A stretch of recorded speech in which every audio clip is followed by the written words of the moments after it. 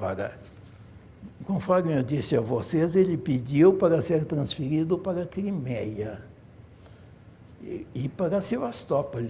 Sebastópol, como nós dizemos, alguns até dizem Sebastopol, não é? Mas é Sebastópol. E ele enfrentou a maior dureza da campanha. Ele ficou lá no mais acesso dos combates e deixou uma obra incrível, que são os Contos de Sebastópol. Os Contos de Sebastópol, de Tolstói, que são assim um libelo contra a guerra. São um libelo violento. Inclusive,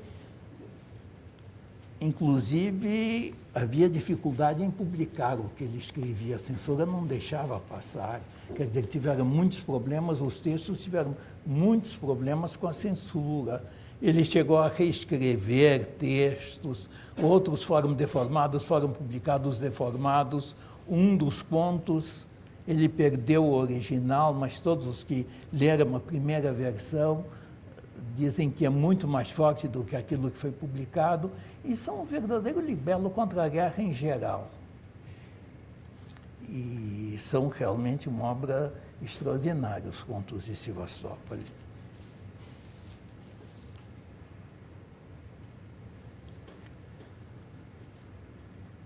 Agora, depois da rendição, ele se licenciou. Passou algum tempo em Petersburgo e em Moscou, e no ano seguinte obteve baixa e foi para Yasna Polyana.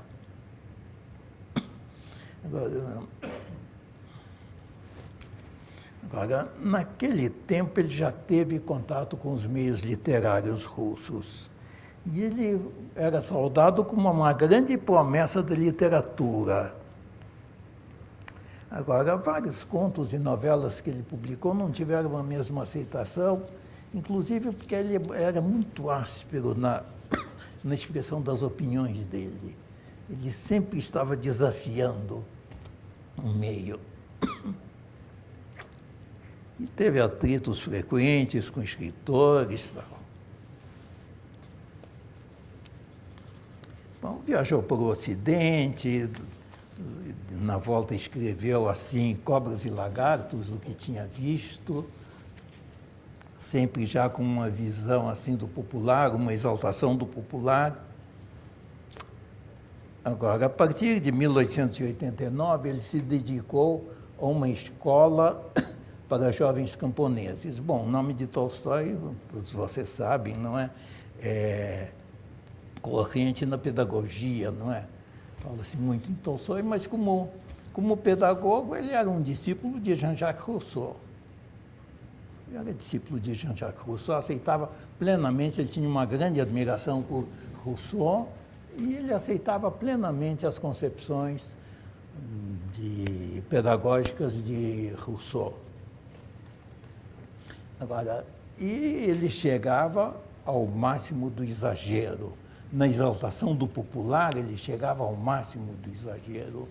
Ele ficou editando uma revista lá em Yasna Polyana, uma revista pedagógica. Nessa revista, ele publicava trabalhos de alunos. E um dos textos dele se chama Quem deve aprender com quem? Nós com as crianças camponesas ou as crianças camponesas conosco? Claro que o título é agressivo e é bastante ingênuo, não é? Porque a resposta já está implícita na pergunta, porque se as crianças camponesas que tivessem que aprender conosco, não haveria necessidade de perguntar, não haveria necessidade de argumentar nada. E nesse texto, ele chega aos maiores exageros. Ele transcreve a composição de um menino de 9 anos.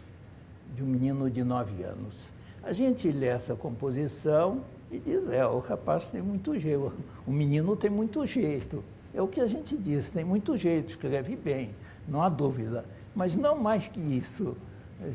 a reação nossa hoje é essa. Agora, do Tolstói, é que ele estava diante de um gênio, né? De um gênio não revelado. E ele chega a escrever esse textozinho do meu aluno vale mais do que o Fausto de Goethe e coisas assim. Quer dizer, o exagero tolstoiano, ele era sempre exagerado, sempre assim, e sempre em paroxismo, parece que ele está sempre em paroxismo. Ele está escrevendo assim, aqueles escritos pedagógicos, está exaltando as crianças, alunos dele e tal, e está em paroxismo. Agora, ele participou das discussões da nobreza local, discussões que precederam uma reforma, as grandes reformas do reinado de Alexandre II, quando houve a libertação dos servos. Imagino o que ele deve ter dito lá para os companheiros dele, deve ter também dito assim, algo naquele estado de